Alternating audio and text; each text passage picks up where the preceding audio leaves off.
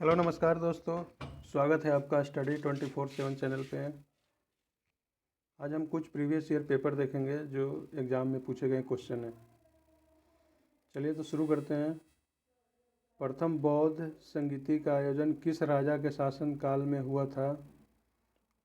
तो किस राजा के शासन काल में हुआ था? अजातशत्रु के शासन काल में। कहाँ पे हुआ था?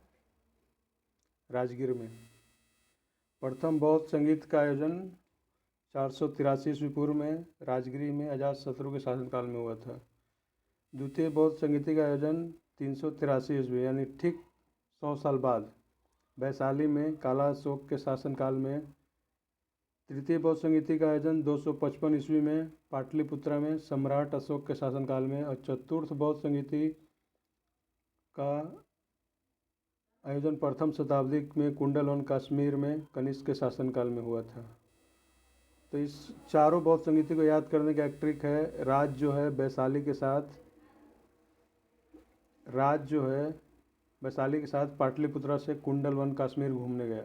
यानी राज से प्रथम बौद्ध संगीति राजगीर में, दूसरी वैशाली में, तीसरी पाटलिपुत्रा में और चतुर्थ बौद्ध संगीति का आयोजन हुआ था कश्मीर, कुंडलवन कश्मीर में कनिष्क के शासनकाल में। चलिए दूसरा क्वेश्चन देखते हैं।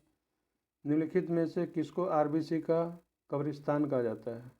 ये प्लीहा को कहा जाता है आरबीसी का कब्रिस्तान। आरबीसी का कब्रिस्तान प्लीहा या स्प्लीन को कहा जाता है। आरबीसी का निर्माण हम जानते हैं कि बोन मैरो अस्थि मज्जा में होता है। आरबीसी का जीवन काल पता ही है, 90 से 120 डे के बीच होता है। वर्षा के जल का पीएच मान जब कम हो जाता है तो वह अम्लीय वर्षा कहलाती है। कितना से कम हो जाता है तो वह अम्लीय वर्षा कहलाता है। 5.6 से कम हो जाता है तो वह अम्लीय वर्षा कहलाता है। वर्षा के जल की पीएच मान 5.6 से कम हो जाती है तो वह अम्लीय वर्षा कहलाती है। धातुओं का राजा किसे कहा जाता है? किंग ऑफ मेटल गोल्ड को बोला जाता है, सोना को बोला जाता है। धातुओं का राजा सोना कहा जाता है। और रसायनों का राजा सल्फ्यूरिक अम्ल H2SO4 को कहा जाता है। इसका एक क्वेश्चन और बनता है कि बैटरी में किस अम्ल का प्रयोग किया जाता है? तो सल्फ्यूरिक अम्ल का ही प्रयोग किया जाता है। लिटमस विलयन किससे प्राप्त होता है? लिटमस का विलयन किससे प्राप्त होता है? ये होता है दोस्तों लाइकेन से। लिटमस का विलयन लाइकेन से प्राप्त होता है। लिटमस विलयन लाइकेन से प्राप्त किया जाता है। लाइकेन जो एक कवक है तथा शैवाल से मिलकर बना है। कवक और शैवाल दोनों एक दूसरे के सजीव है, दोनों एक दूसरे के ऊपर निर्भर हैं। लाइकन जो है पर्यावरण प्रदूषण का संकेतक होता है। जहाँ पे लाइकेन नहीं है वहाँ पे बहुत ज़्यादा पर्यावरण है। इसका मतलब प्रयोगशाला में प्रयोग होने वाली लिटमस पेपर रोसेल नामक लाइकेन से प्राप्त होता है। प्रयोगशाला में जो लिटमस पेपर यूज होता है वो रोसेल नामक लाइकेन से प्राप्त होता है। नेक्स्ट देखते हैं। 1857 की क्रांति की शुरुआत कब हुई थी? ये हुई थी 10 मई 1857 से मेरठ से हुई थी इसकी शुरुआत। वीडी सावरकर ने 1857 की क्रांति को भारत का प्रथम स्वतंत्रता संग्राम कहा था। प्रथम भारत के स्वतंत्रता क्रांति को सबसे पहले वीडी सावरकर ने प्रथम स्वतंत्रता संग्राम कहा था। वायु में 1 डिग्री सेल्सियस तापमान बढ़ने पर ध्वनि का चाल कितना बढ़ जाता है? तो 0.61 मीटर पर सेकंड। वायु में 1 डिग्री सेल्सियस ताप बढ़ने पर ध्वनि का चाल 0.61 मीटर से बढ़ जाती है। 0 डिग्री सेल्सियस में वायु में ध्वनि का चाल 332 मीटर प्रति सेकंड होता है। 0 डिग्री सेल्सियस में 132 तो आप निकाल सकते हैं 1 डिग्री सेल्सियस में। कुछ नहीं करना है, नीचे 332 में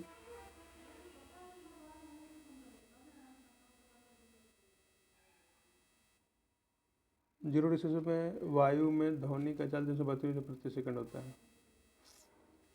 राजकोषीय घाटा का अर्थ क्या है? सरकार द्वारा एकत्रित कुल राजस्व, सरकार के कुल राजस्व और कुल व्यय के बीच का अंतर, सरकार का कुल व्यय और सरकार द्वारा ली गई कुल उधार। राजकोषीय घाटा का मतलब क्या है? इसका आंसर होगा बी, सरकार के कुल राजस्व और कुल व्यय के बीच में अंतर। जितना सरकार ने एक साल में कमाया, जितना खर्चा किया, उसके बीच में जो डिफरेंस होता है उसको राजकोषीय घाटा कहते हैं। सरकार के कुल राजस्व और कुल व्यय के बीच के अंतर राजकोषीय घाटा कहलाती है। आर्य समाज के संस्थापक कौन है दोस्तों? ये हैं दयानंद सरस्वती। आर्य समाज के संस्थापक दयानंद सरस्वती थे। इन्होंने वर्ष 1875 में मुंबई में आर्य समाज की स्थापना की थी।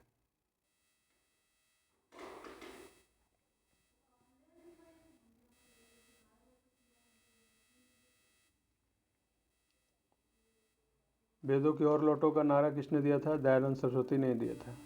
कांग्रेस की पहली महिला अध्यक्ष कौन बनी थी? कांग्रेस की पहली महिला अध्यक्ष एनी बेसेंट बनी थी। कब बनी थी? ये 1917 के कोलकाता अधिवेशन में बनी गई थी। उसके जस्ट 8 साल बाद यानी कि 1925 में सरोजिनी नायडू बनी थी। भारतीय राष्ट्रीय कांग्रेस की पहली महिला अध्यक्ष एनी बेसेंट थी। उन्हें 1917 में कलकत्ता अधिवेशन में इस पद के लिए चुना गया था। भारतीय राष्ट्रीय कांग्रेस के संस्थापक कौन थे? ए ओ ह्यूम। इसकी स्थापना 1885 में हुई थी। भारतीय राष्ट्रीय कांग्रेस का पहला अधिवेशन 28 दिसंबर 1885 ईस्वी को बम्बई में हुआ था। इसकी अध्यक्षता बंकिम चंद्र बनर्जी ने की थी। भारतीय राष्ट्रीय कांग्रेस का दूसरा अधिवेशन 1886 ईस्वी में कोलकाता में हुआ था। इसकी अध्यक्षता दादा भाई नौरोजी ने की थी। भारतीय राष्ट्रीय कांग्रेस का तीसरा अधिवेशन 1887 ईस्वी में मद्रास में हुआ था। इसकी अध्यक्षता बदरुद्दीन तैयबजी ने की थी। वह भारतीय राष्ट्रीय कांग्रेस के प्रथम मुस्लिम अध्यक्ष थे। भारतीय राष्ट्रीय कांग्रेस का चौथा अधिवेशन 1888 ईस्वी में इलाहाबाद में हुआ था। इसकी अध्यक्षता जॉर्ज यूले ने की थी। वह भारतीय राष्ट्रीय कांग्रेस के प्रथम अंग्रेज अध्यक्ष थे। यानी कि ध्यान देने योग्य बात है दोस्तों, जो 4 बार पहली बार जो अध्यक्ष हुए ए ओ ह्यूम जो संस्थापक थे, उसके जो अध्यक्ष थे बंकिम चंद्र बनर्जी यानी एक हिंदू थे। दूसरे अधिवेशन दादा भाई नौरोजी थे 1886 कोलकाता में। उसके जो अध्यक्ष थे दादा भाई नौरोजी, वो एक पारसी थे। तीसरे 1887 में जो कांग्रेस की अध्यक्षता हुई बदरुद्दीन तैयबजी जिसके अध्यक्ष थे, वो एक मुस्लिम थे। और चौथे में जो थे 1888 में इलाहाबाद में हुआ, उसके अध्यक्ष थे जॉर्ज यूले थे। इससे ये समझ में आता है कि मतलब इससे हिंदू मुस्लिम पारसी सबके एक एक बार अध्यक्ष चुने गए ताकि सब लोग मिल करके स्वतंत्रता संग्राम में भाग ले सकें। अलग अलग हर जाति हर धर्म के लोगों को अलग अलग मौका दिया गया। चलिए नेक्स्ट देखते हैं। महात्मा गांधी ने सन 1930 में सविनय अवज्ञा आंदोलन कहाँ से प्रारंभ किया था? सविनय अवज्ञा आंदोलन कहाँ से प्रारंभ किया था दोस्तों? ये किया था दांडी से। महात्मा गांधी 12 मार्च 1930 को साबरमती आश्रम से 78 सहयोगियों के साथ पैदल चलकर 24 दिनों में लगभग 390 किलोमीटर यात्रा की थी। दांडी पहुंचे थे। इस बार ये बीपीएससी में क्वेश्चन आया था कि दांडी यात्रा में महात्मा गांधी कितने दिन पैदल चले थे? 24 दिन इसका आंसर था। सर बीपीएससी में ये क्वेश्चन आया था। 6 अप्रैल 1930 को उन्होंने नमक बंद कानून तोड़कर सविनय अवज्ञा आंदोलन की शुरुआत की थी। दांडी वर्तमान में गुजरात के नसौरी जिले में स्थित है। ये एक्स्ट्रा फैक्ट भी याद रखिएगा। निम्नलिखित में से किस आंदोलन की शुरुआत नमक कानून को तोड़ने से हुई थी? किस आंदोलन की शुरुआत नमक कानून को तोड़ने से हुई थी?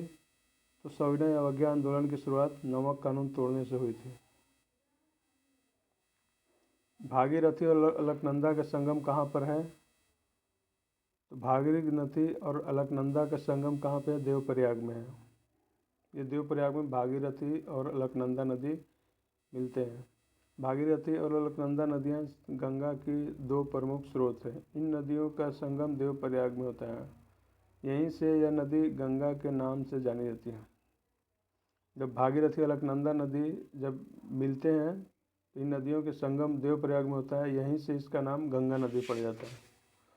राष्ट्रीय राजमार्ग के विकास के लिए स्वर्णिम चतुर्भुज परियोजना किसके द्वारा शुरू की गई थी?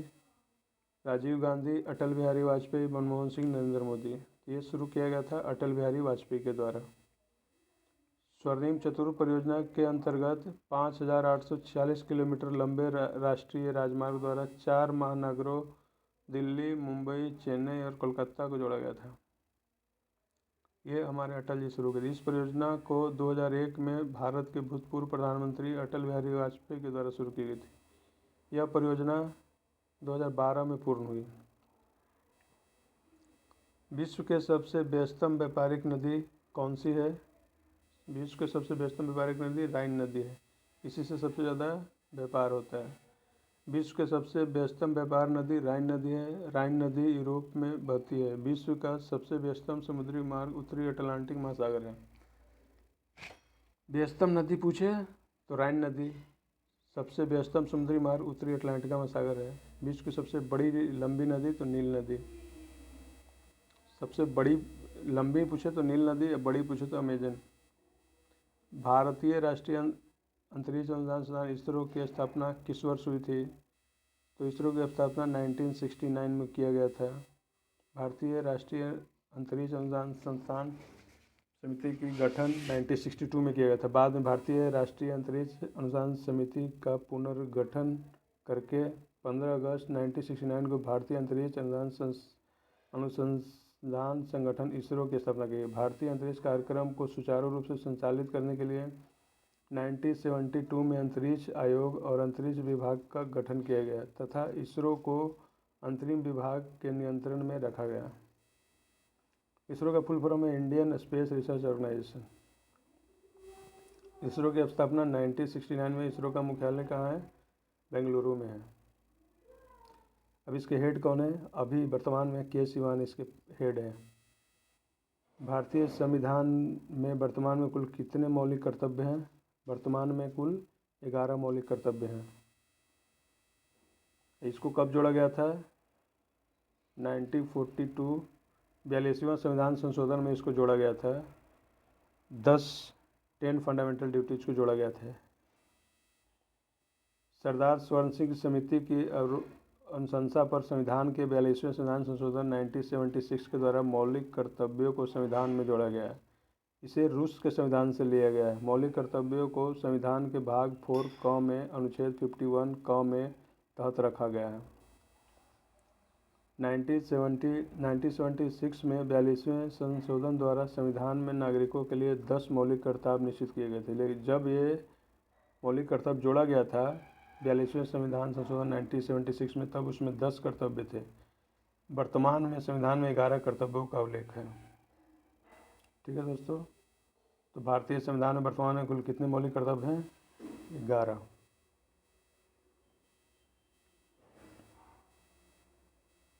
सुएज नहर किस किस को जोड़ता है? सुएज नहर भूमध्य सागर और लाल सागर को, बाल्टिक सागर और कैस्पियन सागर को, लाल सागर और कैस्पियन सागर को, भूमध्य सागर और उत्तरी सागर को। तो सुएज नहर भूमध्य सागर और लाल सागर को जोड़ता है। सुएज नहर का निर्माण 1869 में हुआ था। इसके निर्माण का कार्य 1854 ईस्वी में एक फ्रांसीसी इंजीनियर फर्डिनेंड लेसेप्पे को सौंपा गया था। सुएज नहर जो भूमध्य सागर और लाल सागर को जोड़ता है। नेक्स्ट देखते हैं, उत्तरी अमेरिका के शीतोष्ण घास स्थल को किस नाम से जाना जाता है? उत्तरी अमेरिका के शीतोष्ण घास के मैदान को किस नाम से जाना जाता है? तो ऑप्शन ए है पंपास, बी है डाउन्स, सी स्टेपी, डी है प्रेयरी। उत्तरी अमेरिका के शीतोष्ण घास के मैदान को हम प्रेयरी के नाम से जानते हैं। घास भूमियों को 2 वर्गों में विभाजित किया गया है। उष्णकटिबंधीय घास भूमियाँ, इसे अलग अलग देशों में अलग अलग नाम से जाना, जैसे अफ्रीका में सवाना, ब्राज़ील में कंपोज, वेनेजुएला और कोलंबिया में लोनास। घास के मैदान को अलग अलग नाम से जाना जाता है अलग अलग देशों में। शीतोष्ण कटिबंधीय घास भूमियाँ, इसे भी अलग अलग देशों में अलग अलग नाम से जाना जाता है, जैसे संयुक्त राज्य अमेरिका और कनाडा में प्रेरी, अर्जेंटीना, उरुग्वे और ब्राज़ील में पंपास, दक्षिण अफ्रीका में वेल्ड, ऑस्ट्रेलिया में डाउन्स, एशिया, यूक्रेन, रूस और चीन के मंचूरियन प्रदेश में स्टेपी। नेक्स्ट देखते हैं, 18वां रेलवे जोन का मुख्यालय कहाँ है? 18वां रेलवे जोन अभी नया बना है, इसका मुख्यालय है विशाखापट्टनम। वर्तमान में भारत में कुल 18 रेलवे जोन है। 18वां railway zone Southern Coast Railway, जिसका मुख्यालय विशाखापट्टनम में है। ये भी नया बना है, इसका मुख्यालय विशाखापट्टनम। भारत ने प्रथम परमाणु परीक्षण किस वर्ष किया था? प्रथम परमाणु परीक्षण 1974 में किया था, इंदिरा गांधी के समय। इस ऑपरेशन का नाम था स्माइलिंग बुद्धा। भारत ने अपना पहला परमाणु परीक्षण 18 मई 1974 को पोखरण जैसलमेर राजस्थान में किया था। इस परमाणु परीक्षण का कोड नेम था स्माइलिंग बुद्धा। भारत ने अपना दूसरा परमाणु परीक्षण पोखरण में ही 11 मई और 13 मई 1998 को किया था। दूसरा परमाणु परीक्षण का कोड नाम था शक्ति 98। नेक्स्ट है रॉलेट एक्ट कब पारित हुआ था? तो ये 1919 में पारित हुआ था, जालियांवाला बाग हत्याकांड के विरोध में। रॉलेट एक्ट काला कानून मार्च 1919 में पारित हुआ था, जिससे यह व्यवस्था की गई थी कि मजिस्ट्रेट किसी भी संदेहास्पद व्यक्ति को गिरफ्तार करके अनिश्चित काल तक जेल में डाल सकता था। यानी अपने इस अधिकार के साथ ब्रिटिश सरकार किसी भी निर्दोष व्यक्ति को दंडित कर सकता था। रॉलेट एक्ट को बिना वकील, बिना अपील और बिना दलील का कानून भी कहा जाता है। गांधी जी ने इसे काला कानून बताते हुए विरोध किया था। नेक्स्ट देखते हैं, किस गुणधर्म के कारण पानी से भरे बर्तन में डुबाई गई छड़ी मुड़ी हुई प्रतीत होती है? तो इस परावर्तन, न्यूटन के गति के नियम, अपवर्तन या उत्प्लावन कारण। तो ये अपवर्तन के कारण कोई भी चीज़ तिरछा दिखाई, पानी में कोई भी छड़ अगर डालते हैं तो वो मुझे तिरछा दिखाई देता है, तो ये अपवर्तन के कारण दिखाई देता है। गुरुत्वाकर्षण नियम का प्रतिपादन किसने किया था? ये तो न्यूटन ने किया था।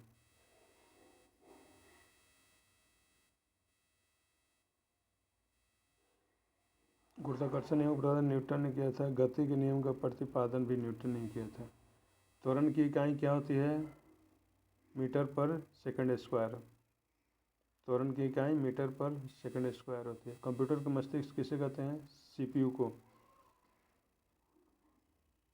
सॉफ्टवेयर को तो कहते नहीं है, हार्डवेयर को तो कहते नहीं है, मॉनिटर तो वो जो डिस्प्ले दिखाता है, तो इसका आंसर सीपीयू ही होगा। कंप्यूटर का मस्तिष्क सीपीयू को कहा जाता है। सीपीयू का फुल फॉर्म होता है सेंट्रल प्रोसेसिंग यूनिट। कंप्यूटर के नर्वे सेंटर कंट्रोल यूनिट को कहते हैं। Nerve centre control unit. Computer का जनक चार्ल्स बेबेज को कहा जाता है। भारत का सबसे लंबा राष्ट्रीय राजमार्ग कौन सा है? NH-44। वर्तमान समय में भारत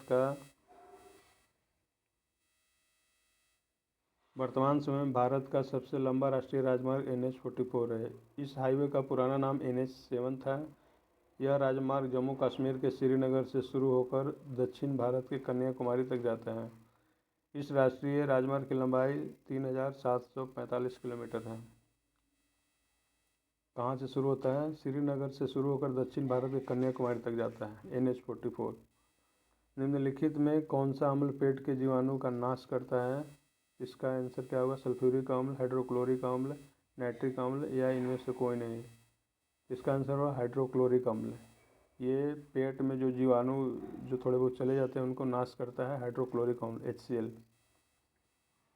हाइड्रोक्लोरिक अम्ल पेट के जीवाणुओं को नाश करता है। मानव शरीर में यह आमाशय में पाई जाने वाली छोटी छोटी ग्रंथियों से स्रावित होता है। इन ग्रंथियों को ऑक्सीजेंटिक सेल या कोशिका कहते हैं।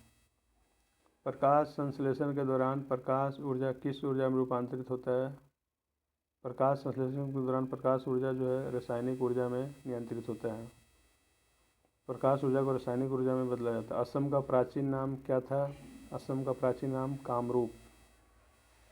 असम का प्राचीन नाम कामरूप था। मुंशी प्रेमचंद द्वारा लिखित पुस्तक गोदान के प्रकाशन किस वर्ष किया गया था? 1932, 1936, 1940, 1942 में। मुंशी प्रेमचंद द्वारा लिखित पुस्तक गोदान का किस वर्ष किया गया था? 1936 में। लावनी और तमाशा किस राज्य का लोक नृत्य है? तमिलनाडु का, कर्नाटक का, उत्तर प्रदेश का, महाराष्ट्र का। तो लावनी और तमाशा महाराष्ट्र का लोक नृत्य है। नेक्स्ट देखते हैं, भारत में मीठे पानी की सबसे बड़ी झील कौन सी है? चिल्का झील उड़ीसा में है, बुलर झील, डल झील, सांभर झील।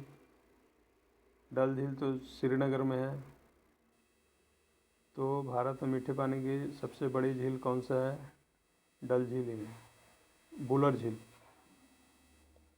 भारत में मीठे पानी की सबसे बड़ी बुलर झील जम्मू कश्मीर में है। और सबसे खारे पानी की झील चिल्का झील उड़ीसा में है। बनारस हिंदू विश्वविद्यालय की स्थापना किसने किया था? Swami Vivekananda, Annie Besant, Pandit Madan Mohan Malviya, Pandit Jawaharlal Nehru. तो बनारस हिंदू विश्वविद्यालय की स्थापना पंडित मदन मोहन मालवीय जी ने किया था। इनको भारत रत्न भी मिला है। बनारस हिंदू विश्वविद्यालय की स्थापना पंडित मदन मोहन मालवीय ने किया था 1916 में। नेक्स्ट देखते हैं, सार्क का प्रथम शिखर सम्मेलन कहाँ हुआ था? सार्क का प्रथम शिखर सम्मेलन ढाका में हुआ था। सार्क में 8 देश हैं। सार्क का फुल फॉर्म होता है south Asian association for regional cooperation, दक्षिण एशियाई क्षेत्रीय सहयोग संगठन। इसकी स्थापना 1985 में हुई थी। सार्क के सदस्य थे भारत, पाकिस्तान, बांग्लादेश, नेपाल, भूटान, श्रीलंका, मालदीव, माले। 8 देश हैं इसके मेंबर हैं। सार्क का मुख्यालय काठमांडू, नेपाल में स्थित है। सार्क का प्रथम शिखर सम्मेलन 1985 में बांग्लादेश ढाका में हुआ था। ये इम्पोर्टेंट है, इसको ज़रा ध्यान से देख लीजिए। सार्क का प्रथम शिखर सम्मेलन कहाँ होता है? बांग्लादेश ढाका में। सार्क का हेडक्वार्टर कहाँ है? काठमांडू में। इसमें सदस्य देशों की संख्या कितना है? 8 है। इसके फुल फॉर्म क्या होता है? South Asian association for regional cooperation. Tripitaka निम्नलिखित में से किससे संबंधित है? जैनियों से, बौद्धों से, सिखों से, हिंदुओं से। त्रिपिटक जो है पवित्र ग्रंथ है बौद्धों का, जैसे हिंदुओं का रामायण है, मुस्लिमों का कुरान है, उसी तरीके से बौद्धों का त्रिपिटक पवित्र ग्रंथ है। बौद्ध धर्म के बारे में हमें विस्तृत ज्ञान त्रिपिटक से प्राप्त होता है। त्रिपिटक की संख्या 3 है, विनय पिटक, सुत्त पिटक और अभिधम्म पिटक। तीनों पिटकों की भाषा पाली है। जैन अवेस्ता किसका धार्मिक ग्रंथ है? जैन अवेस्ता पारसियों का, यहूदियों का, ईसाइयों का, बौद्धों का। जैन अवेस्ता किसका धार्मिक ग्रंथ है? यह है पारसियों का। क्षेत्रफल की दृष्टि से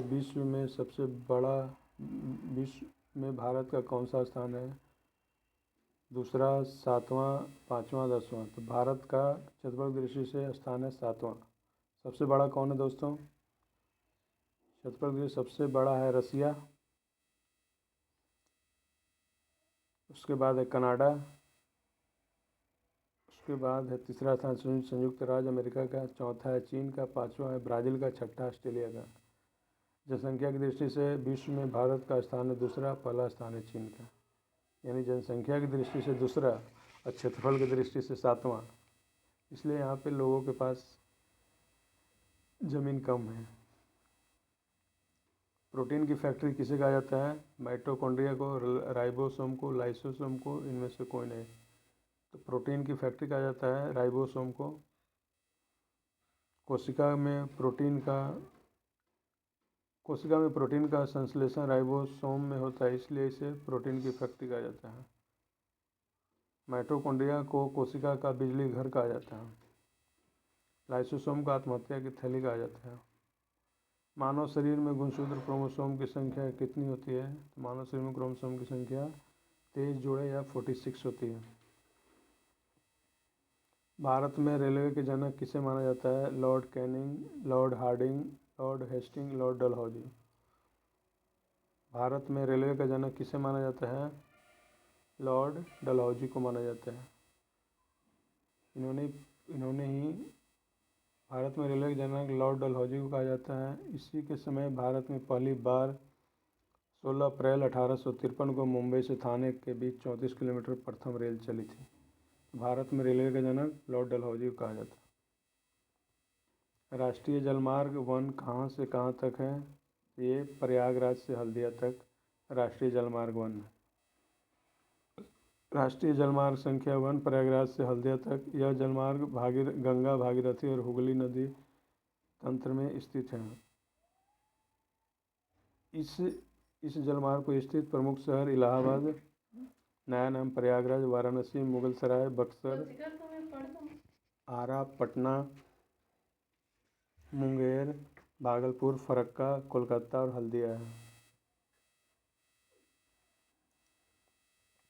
राष्ट्रीय जलमार्ग संख्या 1 कहाँ से कहाँ तक है? ये है प्रयाग से हल्दिया तक। किसी हवाई जहाज़ की ऊंचाई मापने के लिए किस उपकरण का प्रयोग किया जाता है? अल्टीमीटर, बैरोमीटर, एनीमोमीटर और इनमें से कोई नहीं। किसी हवाई जहाज़ की ऊंचाई मापने के लिए अल्टीमीटर का उपयोग किया जाता है। बैरोमीटर से पता है हम लोग दाब मापते हैं और एनीमोमीटर से हवा की गति मापते हैं। किसी हवाई जहाज़ की ऊंचाई मापने के लिए अल्टीमीटर का प्रयोग किया जाता है। बैरोमीटर, इससे वायु दाब मापा जाता है। एनीमोमीटर, इससे हवा की गति मापी जाती है। वर्षा की बूंद गोलाकार क्यों होती है? गुरुत्वाकर्षण के कारण, पृष्ठ तनाव के कारण, वातावरण घर्षण के कारण, श्यानता के कारण। तो वर्षा का बूंद गोलाकार होता है पृष्ठ तनाव के कारण, सरफेस टेंशन के कारण। आँख के रेटिना पर प्रतिबिंब होता है। आँख के रेटिना के पर जो प्रतिबिंब बनता है कैसा बनता है? वास्तविक और उल्टा, सीधा खड़ा और वास्तविक, आभासी और सीधा खड़ा, बढ़ा हुआ या वास्तविक। तो आँख के रेटिना पर प्रतिबिंब बनता है वास्तविक और उल्टा। हम लोग जो आँख पे देखते हैं वो बनता है वास्तविक और उल्टा बनता है। नेक्स्ट, मोटर वाहन के पार्श्व दर्पण साइड मिरर के रूप में कौन सा दर्पण प्रयोग में आता है? मोटर वाहन साइड मिरर में यूज करते हैं वो उत्तल दर्पण का यूज करते हैं। पीछे से आई वस्तुओं को छोटा करके वो सारा वस्तु दिखाता है। मोटर वाहन में पीछे के दृश्य को देखने के लिए साइड मिरर के रूप में कन्वेक्स मिरर का उपयोग किया जाता है। आँख, कान, नाक और दांत के डॉक्टर द्वारा गाड़ी के हेडलाइट में, सोलर कुकर में, दाढ़ी बनाने में इस समय कनकेव मिरर अवतल दर्पण का उपयोग किया जाता है। आँख, कान, नाक के डॉक्टर जो यूज करता है वो अवतल दर्पण कनकेव मिरर का यूज करता है। गाड़ी की हेडलाइट में, सोलर कुकर में, दाढ़ी बनाने में अवतल दर्पण का उपयोग किया जाता है। भारत के जनसांख्यिकी इतिहास में किसे महान विभाजक वर्ष कहा जाता है? भारत के जनसांख्यिकी इतिहास में किसे महान विभाजक वर्ष कहा जाता है? 1901, 1911, 1921, 1931। इसमें 1921 को कहा जाता है क्योंकि इसमें बहुत ज़्यादा जनसंख्या में परिवर्तन आया था। 1911 से 1921 के दौरान भारत की जनसंख्या में 10 की वृद्धि ऋणात्मक हुई थी, मतलब जनसंख्या घटा था, -0.31% हो गई थी 11 से 21 के बीच। इसके परिणाम से इस दशक में भारत की जनसंख्या में 77 लाख की कमी आई थी। इसलिए 1921 ईस्वी को महान विभाजक की संज्ञा दिया गया। 1911 से 21 में संख्या में काफ़ी कमी आई थी, इसलिए इसे महान विभाजक वर्ष कहा जाता है। 77 लाख की कमी आई थी। नागालैंड की राजकीय भाषा क्या है? कोन्याक, चांग, लोथा या अंग्रेजी? नागालैंड की राष्ट्रीय भाषा अंग्रेजी है। पहला स्टेट है इंडिया में जिसका राष्ट्रीय भाषा अंग्रेजी है। नेक्स्ट, राना टिग्रिना किसका वैज्ञानिक नाम है? मेढक का, कुत्ता का, बिल्ली का और में से कोई नहीं। तो ये नाम है मेढक का। मेढक का जो है वैज्ञानिक नाम है राना टिग्रिना। नेक्स्ट देखते हैं, मालगुडी डे पुस्तक के लेखक कौन है? सलमान रुश्दी, अरुंधति राय, आर.के. नारायण या इनमें से कोई नहीं। इसका आंसर आप बताइए दोस्तों। इसके हैं आर.के. नारायण। मालगुडी डे पुस्तक के लेखक आर.के. नारायण। इस तरीके से हमारा लगभग 50 क्वेश्चन पूरे हो गए। तो इसको एक बार देख लीजिएगा। ये सारे क्वेश्चन प्रीवियस ईयर पेपर है जो किसी न किसी एग्ज़ाम में पूछे गए हैं और ये काफ़ी इम्पोर्टेंट क्वेश्चन है।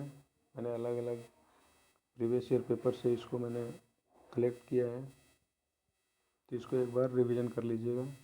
1 से 2 बार देख लीजिएगा। सारे VVI क्वेश्चन हैं, ये किसी न किसी एग्ज़ाम में पूछे गए हैं। चलिए दोस्तों, थैंक यू, धन्यवाद।